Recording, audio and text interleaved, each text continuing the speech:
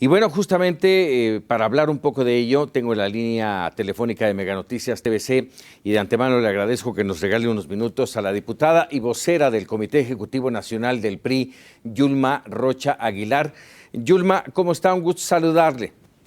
Igualmente, muchas gracias, muy buenas noches y buenas noches al auditorio. Bueno, pues pareciera, Yulma, que el camino al 2018 empieza a cubrirse de escándalos. Pues, a mí me parece que el tema anticorrupción es un tema que le preocupa a la ciudadanía y en esa medida, ante los ya distintos mecanismos como acceso a la información pública, la exigencia de la ciudadanía de mayor rendición de cuentas y de transparencia obliga a que todos aquellos que sentamos un cargo público y por supuesto involucrar a los partidos políticos se ciñan a estos principios que marcan y que son parte propios de una democracia y que en México se tienen que fortalecer.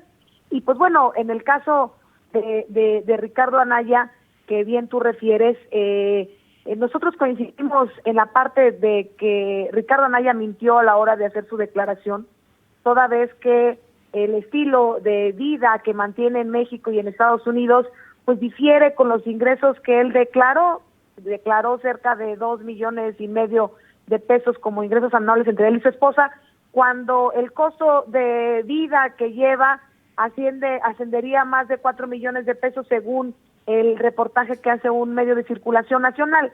Y me parece que con esto se confirma un doble discurso. Hay que recordar cómo Ricardo Anaya irrumpe en la escena pública queriendo tener un manto de pureza, señalando, criticando, cuando en sus filas encabezados por él han sido señalados por actos poco honestos o poco transparentes. Y que señalamos es uno de muchos otros de los cuales Ricardo Anaya ya ha sido señalado.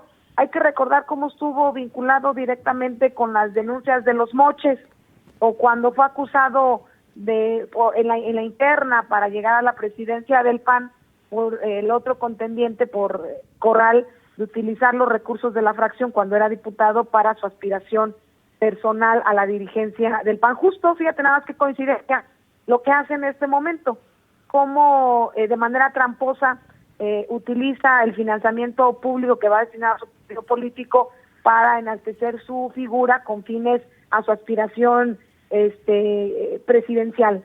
Entonces, este es un hecho más de los muchos de los cuales ya ha sido acusado Ricardo Anaya, y no nada más por otros partidos, inclusive por miembros del PAN, por correligionarios suyos.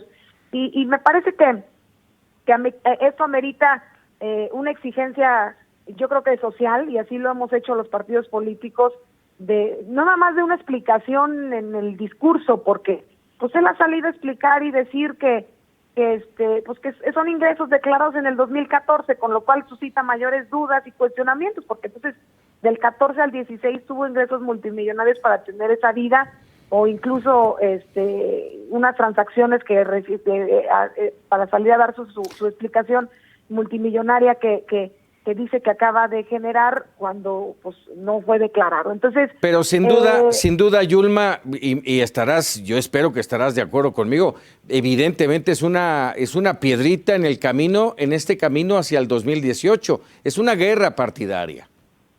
No, más allá de que en efecto pudiera ser de que mintió en su 3 de 3 y de que le mintió a México.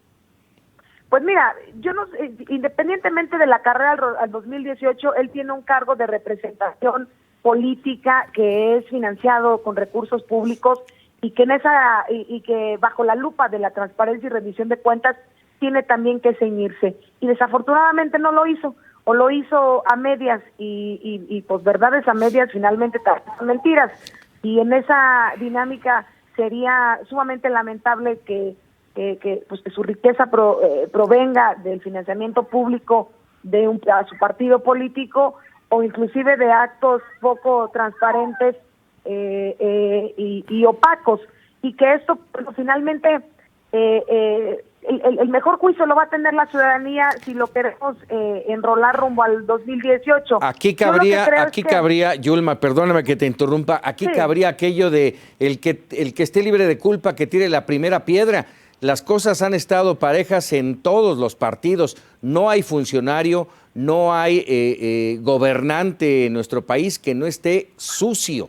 ¿Sí? Es el caso de Duarte, es el caso de Padres, es el caso de Borge, que están analizando en el PRI, y yo les pregunto, ¿qué analizan si son tan rápidos para acusar a Ricardo Anaya? Y no lo defiendo, ¿eh? No, yo creo que, a ver, el tema de corrupción es un tema multifactorial, que no es exclusivo de un partido político, porque tú bien lo has dicho, no es exclusivo de un orden de gobierno, inclusive ni siquiera es exclusivo del sector público, aunque los que estamos en el sector público tenemos mayor obligación y mayores responsabilidades. Pero hablando de los partidos políticos, yo creo que es importante que la ciudadanía sepa qué está haciendo cada partido para combatir este gran mal. Y yo lo que te puedo decir es que, al menos en el Partido Revolucionario Institucional, el pasado proceso electoral, yo creo que nos dio muchos mensajes, la ciudadanía nos dio muchos mensajes a todos los partidos políticos, porque hubo alternancia de un partido hacia otro, tanto para el PRI como para el PAN. Ahora, y lo que le toca al PRI, el PRI ha recogido perfectamente el mensaje, y por eso, a partir de la llegada del presidente Ochoa, se activaron los mecanismos internos que tiene el partido para investigar, inclusive para sancionar a aquellos militantes que han sido señalados por posibles actos de corrupción, involucrado un gobernador en funciones, lo que no hizo el PAN con Padres cuando ya era un gobernador que había dejado la función desde hace un año, y que a partir de la presión mediática, entonces sí le quita sus derechos partidarios.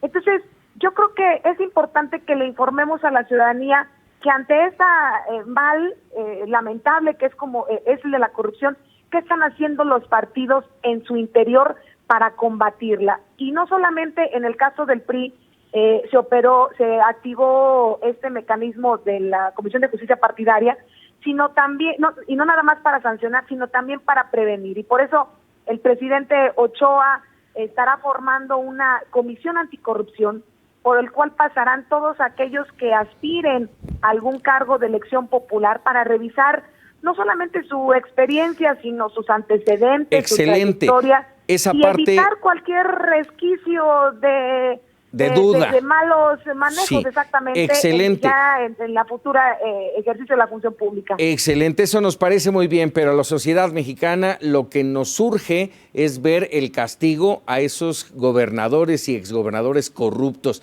priistas, panistas, perredistas. Yo te hago una pregunta por último, Yulma Roche, te agradezco por supuesto que nos regales unos minutos. ¿Cuál es la opinión tuya y del PRI en torno a ese exceso de gasto en Los Pinos, a ese exceso de gasto en las diferentes dependencias que ha señalado la propia Secretaría de Hacienda cuando se habló de ajustarse el cinturón? Bueno, yo quiero decirte que el gobierno federal ha hecho importantes ejercicios de reducir su gasto, sobre todo en el gasto operativo. A lo largo del sexenio ha hecho varios, porque no sé si son 4 o 5 ajustes presupuestarios de varios cientos de millones de pesos que van destinados principalmente al gasto operativo y al gasto burocrático. Yo creo que nunca me parece que siempre puede hacer esfuerzos adicionales, pero yo creo que valdría la pena también el reconocer que estos ajustes presupuestarios precisamente vienen ante la situación económica que se vive a nivel mundial y que, por supuesto, impacta una economía como la nuestra. Pero por eso mi pregunta, estamos hablando, son datos de la Secretaría de Hacienda, 63.4% más del gasto en Los Pinos. Y ya no hablemos de las otras secretarías, de turismo, de la función pública, de la propia Secretaría de Hacienda, 49.3% más de gasto cuando se dijo, me voy a apretar el cinturón. Pues mira, nosotros estamos en la discusión del presupuesto y hay una reducción importante, particularmente del 4.8% en distintos ramos administrativos del gobierno federal, y que impactan principalmente en el gasto operativo. Y este ejercicio no está agotado porque creo que la Comisión de Presupuesto inclusive se declaró en sesión permanente, donde se está analizando el presupuesto para el gasto administrativo del gobierno federal, y que ahí los diputados creo que coincidimos en esta parte de un ejercicio presupuestario austero, donde se protejan las principales actividades del gobierno federal, sobre todo en el combate a la pobreza, en el tema de seguridad, el tema del campo, y que insisto, pues, el presupuesto que nosotros estamos analizando viene un presupuesto austero que trae un porcentaje importante en la reducción del gasto operativo de los distintos ramos administrativos, y que seguramente la siguiente semana estaremos dando cuenta de este ejercicio, insisto, de austeridad que tiene que llevar a cabo el gobierno federal, pero no nada más el gobierno federal.